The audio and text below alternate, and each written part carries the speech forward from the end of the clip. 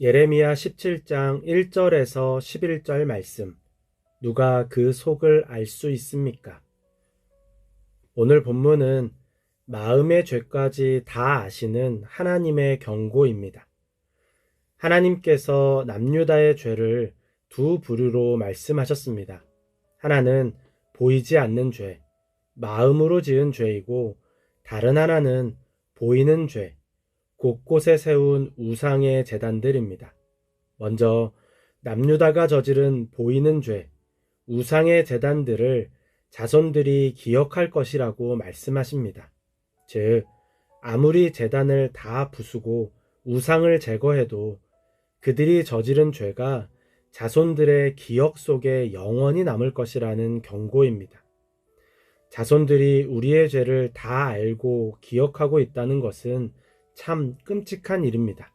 게다가 죄로 인한 고통이 자손들에게까지 이어진다면 그보다 더 괴로운 일은 없습니다. 조상들의 죄를 기억하는 자손들의 반응은 두 가지일 것입니다.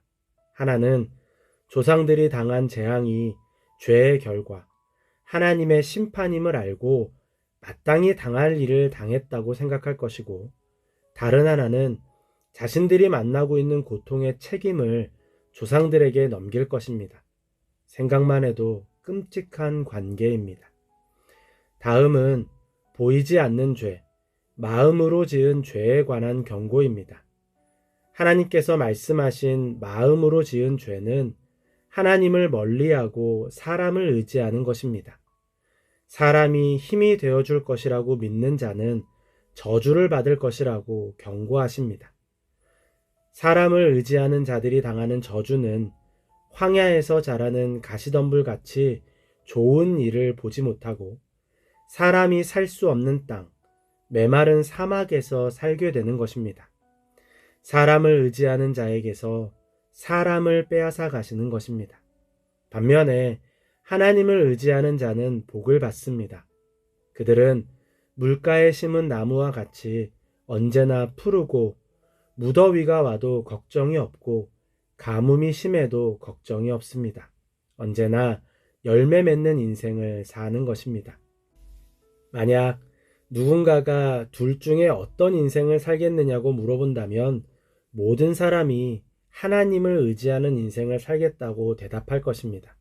그런데 안타깝게도 많은 사람이 사람을 의지함으로 당하는 저주를 만나며 살아갑니다.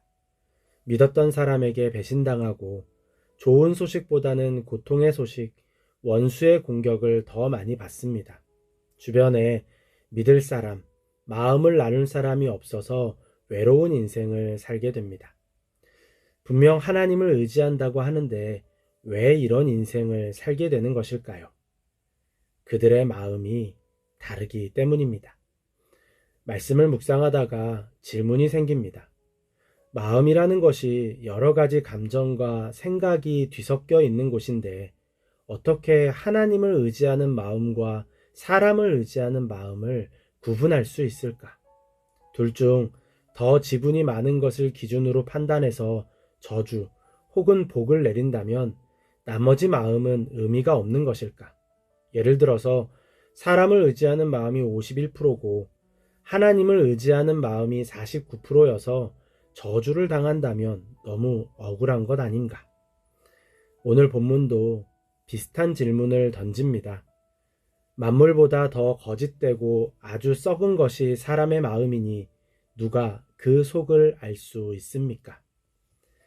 마음이라는 것을 어떻게 알 수 있을까요? 때로는 자기 자신조차도 구분이 안 되는 마음을 어떻게 알 수 있을까요? 하나님께서 대답하십니다. 각 사람의 마음을 살피고 심장을 감찰하며 각 사람의 행실과 행동에 따라 보상하는 이는 바로 나 주다. 하나님은 아신다는 것입니다. 반박할 수 없는 정답이기도 하지만 한편으로는 참 무책임한 말 같습니다. 결국 우리는 결과, 열매를 보고 나의 마음이 어떠했는지 알 수밖에 없는 것인가? 내가 아무리 하나님을 의지했다고 해도 열매가 없다면 나는 사람을 의지했던 것인가? 삶에서 외로움을 만나는 순간마다 우리는 사람을 의지했던 자신을 원망해야 하는가? 안 그래도 고통스러운데 자신을 원망하는 고통까지 더해야 하는 것인가? 하나님께서 진정 그것을 원하실까? 계속해서 질문을 던지며 답을 찾았습니다. 그런데 결국 내린 결론이 이것입니다. 그렇다. 우리는 그럴 수밖에 없다. 우리의 진짜 마음을 아는 방법은 삶의 열매밖에 없습니다. 하나님께서 우리의 행실과 행동에 따라 맺게 하시는 삶의 열매가 우리의 마음입니다. 우리는 자기 자신조차도 능숙하게 속일 수 있는 사람들입니다. 우리에게는 스스로 판단할 수 있는 능력과 정직함이 없습니다. 반면에 하나님은 누구에게도 속지 않고 어떤 유혹과 타협에도 넘어가지 않는 정직함이 있습니다. 그 정직함으로 우리의 마음을 보시고 삶의 열매를 맺으십니다. 어떤 상황에서 익숙하게 찾는 것, 가장 먼저 찾는 것이 무엇인지 살피시기 바랍니다.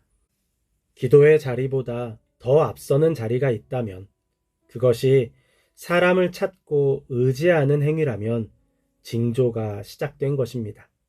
물론 삶의 열매라는 것은 즉각적이지 않습니다. 한 가지 행동에 한 가지 열매가 맺히는 것도 아닙니다.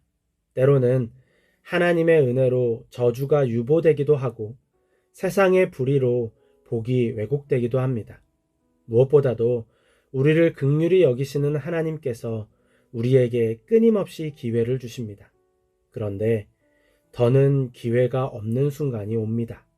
아무런 이유나 핑계를 댈 수 없는 순간이 옵니다. 그때에는 오로지 마음에 따라 판단받습니다. 하나님께서 우리의 마음을 보십니다. 사람을 의지하면서도 아무런 문제가 없기에 안심하고 있다면 큰 오산입니다. 분명 삶 속에 징조가 있습니다.